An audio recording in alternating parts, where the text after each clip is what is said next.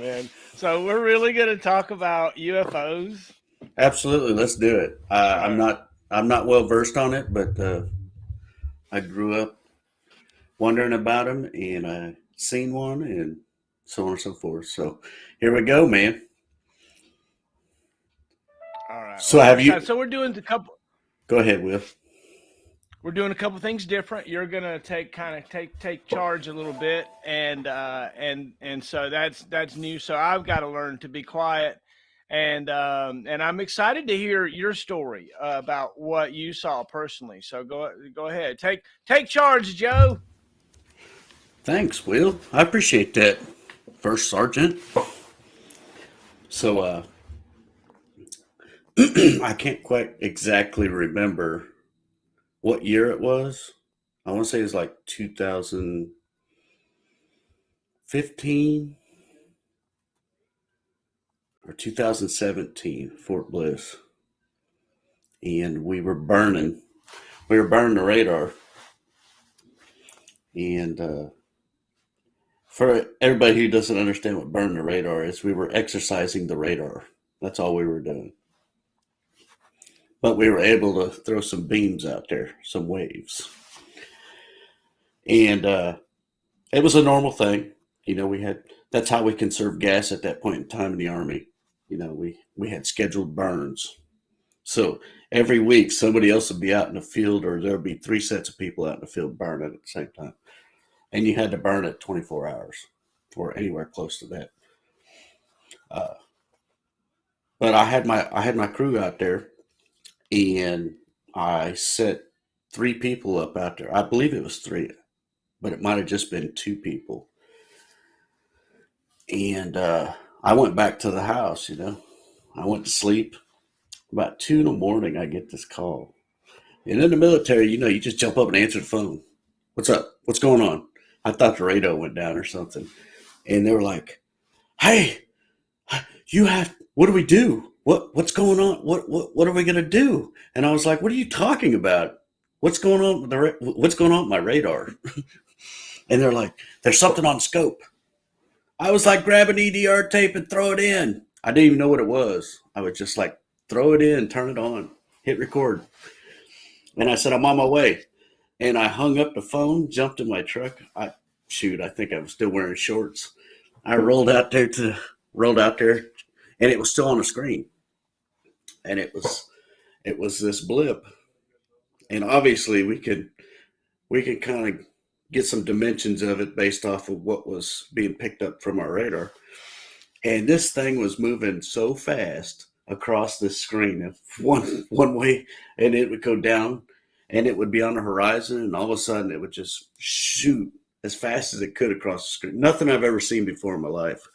And we were seeing these numbers that were just astronomical speeds, like 8, 10 times the speed of light. And we're like, what? No, there's something. I was like, just keep burning. So we burned that for a little while, and this happened for about 10 minutes after I got there. We were still watching this thing, and then all of a sudden, it just disappeared. It was gone. And some of us went out, and we were looking on the side of the radar, or on the side of the ECS. Hey, can we see it? What's out there? There's something going on. And we were new to the airport and everything, so we already had an understanding that, hey, uh, we knew what's out there. But this thing was just, we couldn't even catch it. We couldn't hook it. We couldn't track it. It was just so fast because it would stay in one spot, and then as soon as you try to hook it, it would just move, and it would stop, and it would move back, and then it'd go up, and then it'd come down. I'm telling you, it looked like a Zorro sign. And I was like, "Oh my gosh, give me this, give me that EDR tape." Oh, in fact, I told him to keep it in there until morning, and I was just relieved that the radar wasn't messed up or anything. But it was such a weird experience for me. And have you ever had anything happen like that to you? So no, I have not. I've not had any kind of a UFO. I've not seen anything. I mean, Really? I've seen like wonder what that is, and it turns out to be a helicopter or something. but I've never had look, that in my experience and my understanding, because of the fidelity of the data that we get out of the Patriot radar, right? Right. The radar, for what it does, those of us, and you know way more than Oh yeah. I was watering it down. going there, hook it, and I couldn't do this. And look, being able to hook a track, I mean, come on, that's what you do constantly, right? What is that? You hook it, you grab it, you're like, get all the data on it, and that you can't even move the mouse over there to grab it before it goes somewhere else. I mean, that's kind of wow, right? Tell me about that. It's more like it knew what we were trying to do to it. You know what I'm saying? Like it understood what we were trying to do, and it was just playing games with us. And I was like, "This is just totally amazing." I mean, the whole time I'm staring at the scope, like I can't believe what I'm seeing. And then I got a TCA and a radio operator, and they're both looking at me doing the same thing. I just can't believe this. We're just totally dumbfounded, and they're waiting for explanation. I don't have an explanation. We all have the same knowledge. In fact, I said, you guys, you're the TCA. You're smarter than me. What is it? You know? See, I'm just the old sergeant now. Tell me what the heck we're looking at. And they were like, I don't know. I said, then just let's take that tape. And I sent that tape to 32nd. And I don't know where it went from there. So it's pretty cool. Uh, I'm not going to say I'm a non-believer. I think there is something out there. Not sure what it is, uh, but I'm very intrigued by it. We've got some videos and things of nature that I've been kind of looking at. You got this Bob Lazar back in 1989. He, he's like a legend. He's like a legend. Like he's just the same guy that just closed out element 115, I believe you call it. I'm not sure. We'll get into it, but I want to show you this clip, and this is on YouTube, and it's called Cohen 6, Koin 6, and I'm going to try and share my screen. Just bear with me. Hi, Will. You were kind of breaking up volume wise earlier when you were talking. Well, okay. Well, how if I talk out loud right now for a while? How do I sound? Do I sound okay? You sound like Will. Okay, good. But isn't that a crazy to even think that you would see something like that? It's just wow. I still get the butters. I mean, when I walk outside at night, don't think I'm not looking up. I'm looking up. I'm wanting to see something, even if it's a shooting star. Hi, it's a glimpse of something. Because now it's always on my mind. When it's dark outside, I'm looking up as best as I can with my neck. So, how far away was this device from y'all? Was it 100 miles away, flying around all kinds of crazy? Was it 100 yards away, flying around all crazy? I wish Tell me about the range. I wish I'd be lying, but I tell you, if I can get with them two soldiers, which are all awesome warrant officers and things of that nature now, if I can get with them, I'll ask that question because I don't know. I was so dumbfounded when I was watching it that I was like, I don't get it. Whereas I know Oh this wow. thing can pick up a very small object very far away. This thing was oversized, you know. Oh really? It was Oh big. yeah, it wasn't small. It wasn't a softball. It wasn't a football. This thing was more like a car or something. It was long, based on what we got parameter wise. In order for Right. us to figure out exactly how big it was, we'd have had to send it off to get broke down. You know what I'm Where you saying? couldn't even hook it. Yeah. So you No, couldn't even hook it to get that data from it. way, way too fast for us. Wow. All right, I'm going to share this real quick. All right. That's what I've been trying to do by wasting time here. Okay. All right, let's watch this.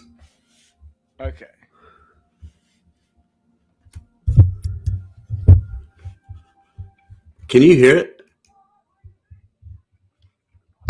Not very good right now.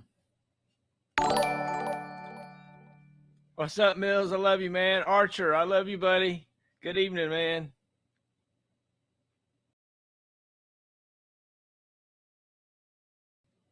What's happening? I can't hear you at all. Sorry. There you go. No problem. It's like it's muted up to a certain point and then it picks up. Yeah, it's buffering or something. That's cool. But yeah, Steve, this is where you got to come to get your get that historical video taken care of. We'll send you that link from here, and if you want to test out all the equipment, Mr. Archer, we can do that too. Just a shout out to one of our heroes. Oh, yeah. What is going on with this thing?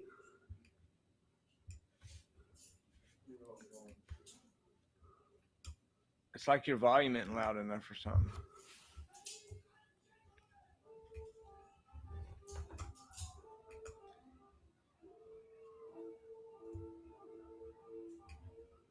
Sorry, it's not picking up. That's okay. So Bob Lazar, go ahead. So Bob Lazar, he was the first person to criticize the United States for basically saying there's ET or extraterrestrial people. There's people other than us and not of this earthly nature in this domain we're in. And everybody just thought he was a crazy guy. I thought it was a very interesting story. I never thought he was a crazy guy. It's really wild to know his background as basically a rocket scientist, and he put a jet engine in the back of his car, and then a little while later he was asked to be part of the rocket propulsion thing. He worked at Los Alamos for a while, and he was a rocket guy. Yeah. And so he gets out there, and some of the stuff that he reports, he sees that element. It's a 115 or 151 or something like that. But it was an element that was theoretically possible, but they had never seen it before. And he said that they had it out there, and they used this technology to focus gravity waves, to use that element and a metal made with that element. Yeah, so that's him and Jeremy Corbell talked to Rogan. It was a great conversation. Yeah, here it is right here, what you're talking about. Yeah, I actually watched this as well. You want to watch this? It's only a minute. Hey, sure. And then maybe we can talk about this element because I've already watched it myself. All right, sounds good. Let's see if we can get this to play.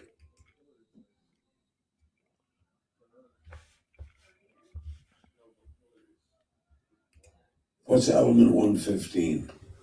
Element 115 is a super heavy element. It's something that we only just recently synthesized. We only made 4 atoms.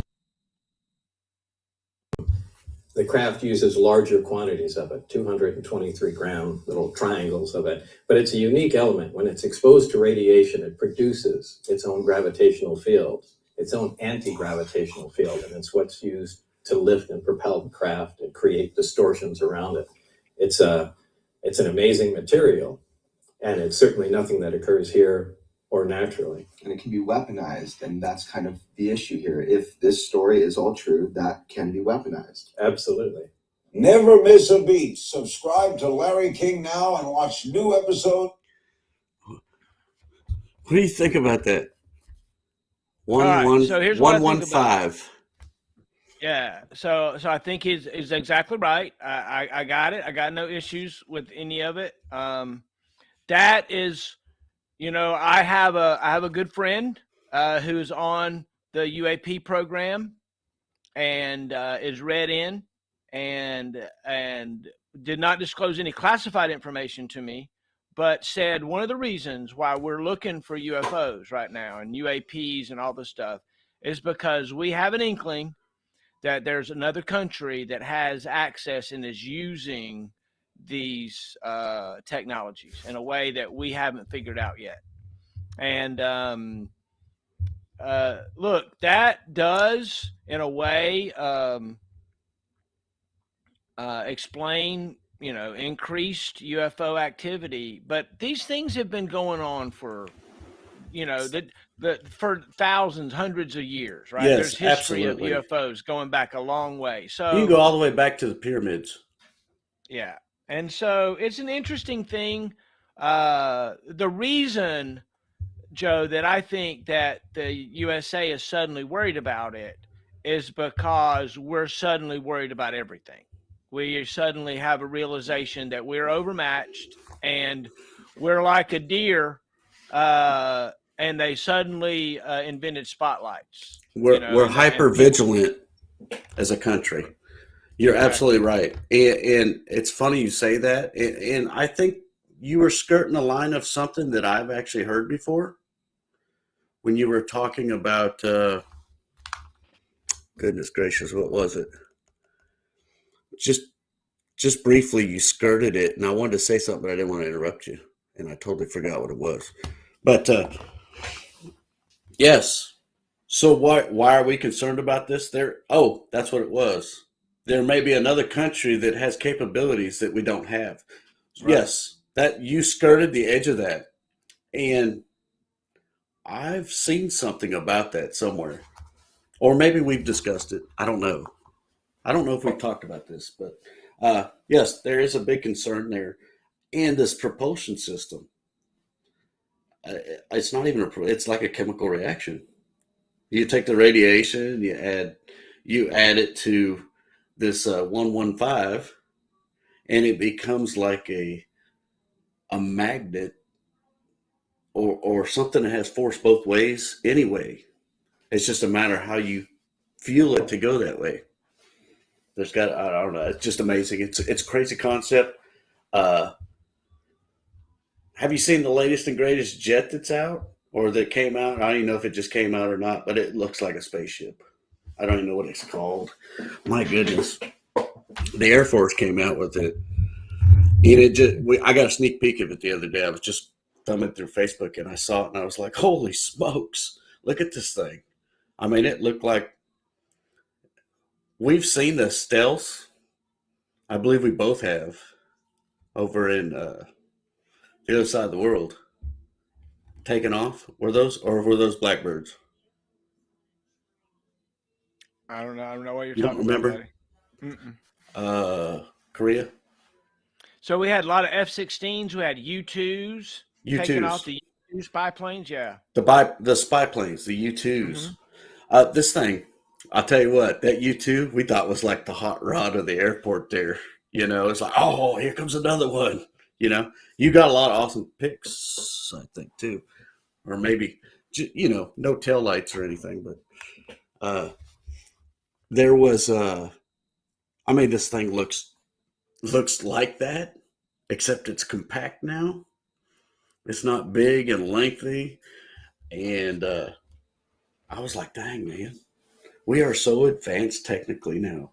And I'm wondering, because if you go back to the 60s to now, that technology has been dumped in so fast. I mean, just think about it. We started watching TVs in the 50s, 60s? That's when they started making them, right? Am I wrong or right? I don't know. Somewhere in that area. So that was TV technology, right? The phones didn't come till almost the 2000s.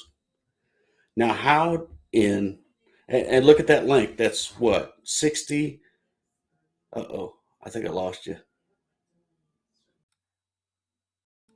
Hey, welcome back, Will. Hey, I don't know. You're back. I have no idea. But anyways, so from the 60s, the technology was TVs and beepers. And then the early 2000s, or just under the 2000s, late 1990s, we're looking at cell phones. And oh, that's pretty cool. And the cell phone didn't do anything but play a little snake game, remember? Little Nokia. So in that 60 to 2000 mark, that's what, 38 years? And that's all the technology that we were able to come up with, right?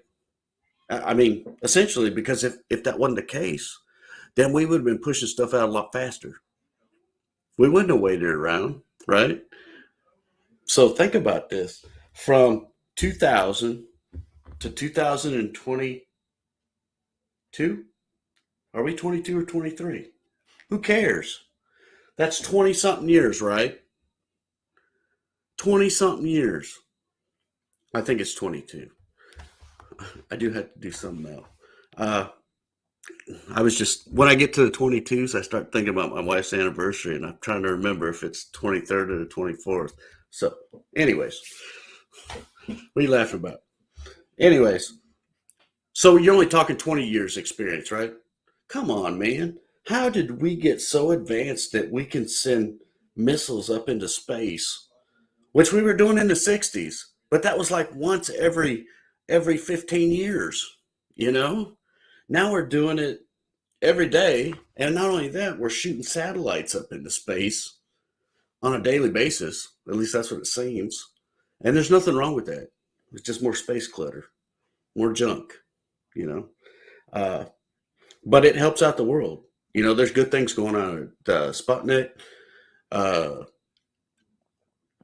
I think, isn't there something out there to give everybody access to the internet in certain locations? So Yeah, there's good. Elon Musk, right? Elon has put out Starlink, and Starlink, that's what it was. yeah. So that's a great thing, right? If you like people having access to the internet, I mean, is it an inconvenience? No. But you see all the technology? We got like 3 or 4 big things done, and then we jump into this new era. Man, you can walk around and watch your computer on your other TV. I can turn my TV on and off from right here. Come on, man.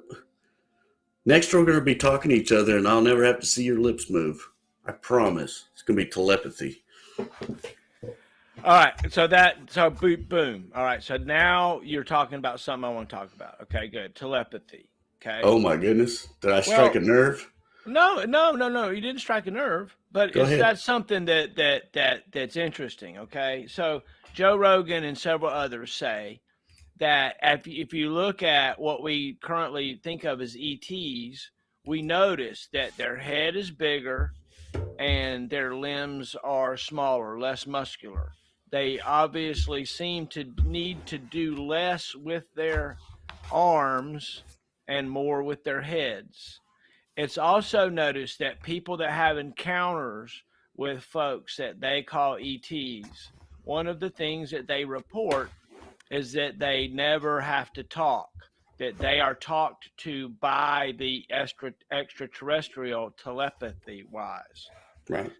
The other thing that I will tell you is that I see us gaining or having the possibility to gain more and more and more of that type of communication as we continue to join together in large groups physically, and as more people are more open spiritually to spirituality as opposed to religiosity. And I think that the widespread use of psychedelics that is going to be coming soon is going to be helpful for society. I think that having access to that in a therapeutic way, people report massive help from depression and things after just one dose of psilocybin or MDMA in a clinical setting. And so those are things that I think are going to help us to do more communication that is mentally telepathically driven and less talking. I believe communication more and more is going to be done using a universal language of emojis. And it's just going to be a weird morphing. Now we have to worry in polite society. It's an interesting thing to have to think about worrying about what someone's pronoun is, right? And Right. calling that person the correct pronoun. It's an interesting thing, and I'm not poo-pooing against it. Everybody has the freedom. If they want to dress up like a poodle and bark, then I mean, okay, No, go ahead. absolutely. And, Absolutely. and so the point of what I'm saying is that over time we have to do both things. We have to let everybody express the freedom to be themselves and honor them and whatever their choices are, and realize that for some reason we were all created, right? For some reason the Lord put us here, and UFOs aren't our biggest concern. No. UFOs have been around for a long time. It's like the Loch Ness monster and Bigfoot, right? It's one of these days, maybe the aliens will come and teach us something new. Maybe the aliens actually is Jesus. Maybe it's an acronym of some company, that we didn't even, we was like, oh my gosh, it was an acronym. Wow. I don't know, right? That's funny. We don't know what it is. We don't have a clue. But Right. the key thing is, well, I'll tell you this.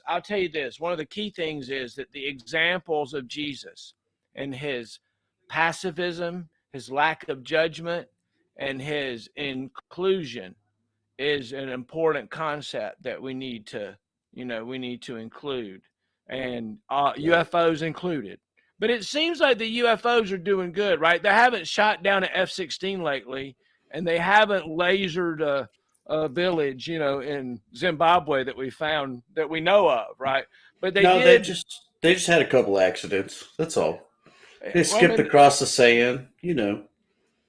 Unfortunately, some of them perished, but you know, I think a lot of that information is coming. I dug in deep. I hate to. I'm just kind of travel off here a little bit with it.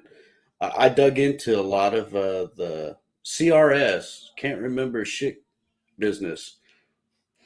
No, the CRS. It's actually pretty interesting. Let me get to it real quick because I gotta say something about this because I just found it today and I was like, oh, this is like the aha thing. Oh, wow, I've got something to look at now.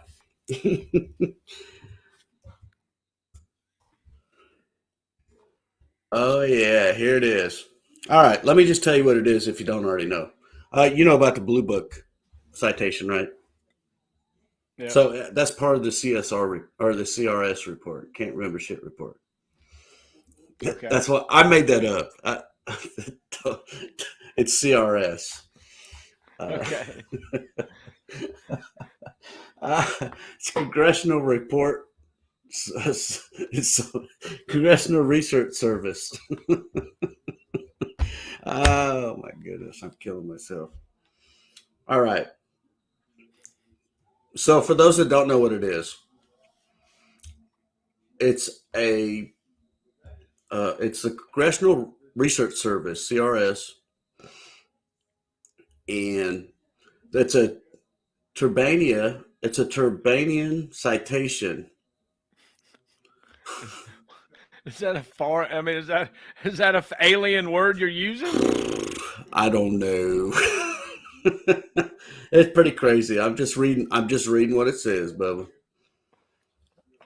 But I looked into it, and it's got a lot of documentations of sightings, reports of sightings, all the declassified secret documentation going way back to the '60s that is now available for everybody to look at if you're interested. Is Elon Musk DNA reported in there? I don't a lot of secret stuff that's been redacted. It's been And redacted. it's been redacted, and hey, look, we're going to let you look at this. Okay. So Oh my next, goodness, I'm in the wrong so spot. Next Tuesday, we're going to be talking with Jeff Finlayson. Finlayson. Yeah, so he was the platoon sergeant for the Blackhearts. Blackhearts. Yeah, so this book is one platoon's descent into madness in Iraq's triangle of death. Like, the book is titled about one platoon, and we're going to talk to the platoon sergeant next Tuesday. And, I can't wait. That will be very exciting. No. So, and I've got his book, so I'm going to go ahead and read it. I thought you already read it. No, I didn't read it all the way through yet. Oh, okay. Okay. So I got the book before we went to Tennessee. I got mine long after you got yours. I'm sorry. If you would have sent me your crinkled pages, I would have read that too. I love it. So the idea is he's going to tell you the story of Blackhearts. He's going to tell you from his perspective, whatever. We're going to try to do 90 minutes. Okay. And he may tell the whole story in 90 minutes. Right. We may get 90 minutes in and he's introduced the first character. I don't have a clue, but okay. We'll see what happens. Look, there's no heroes here.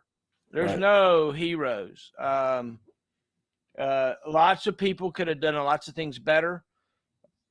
This is a story where a squad of soldiers went and raped a 13-year-old girl, like a teen. Yeah.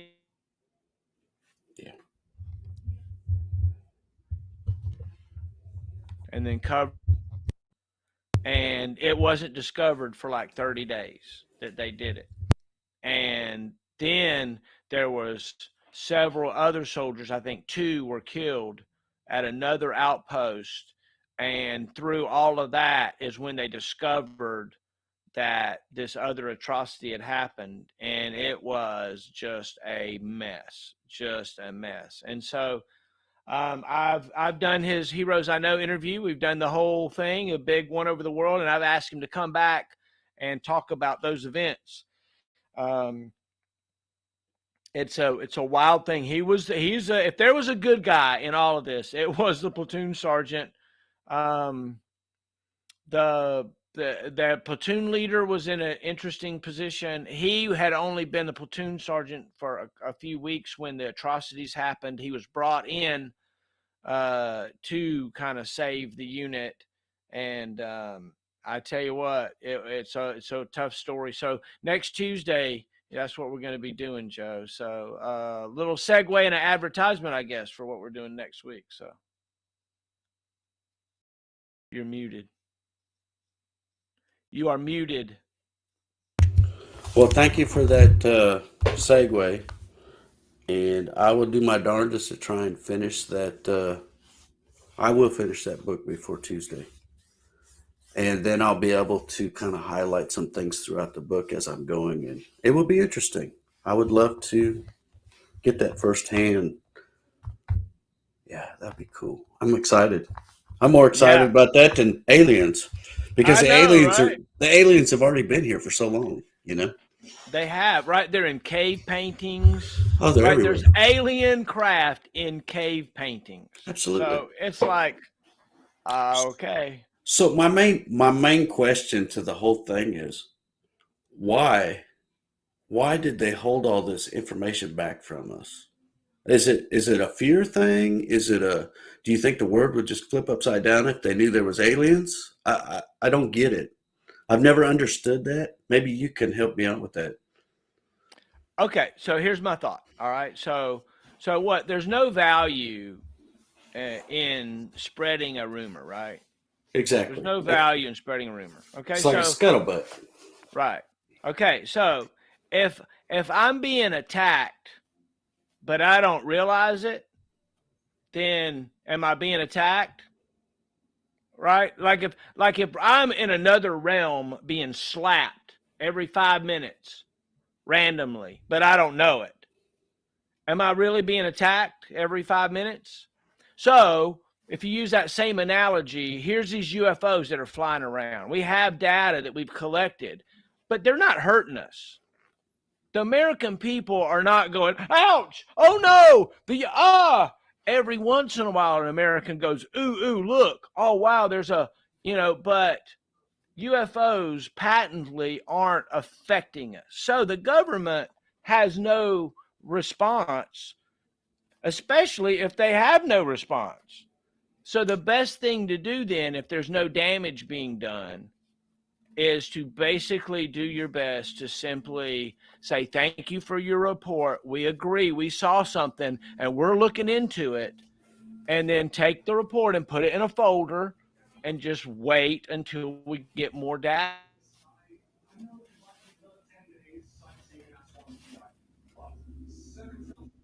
Clamp down, and some little alien comes out and says, aloha, or whatever.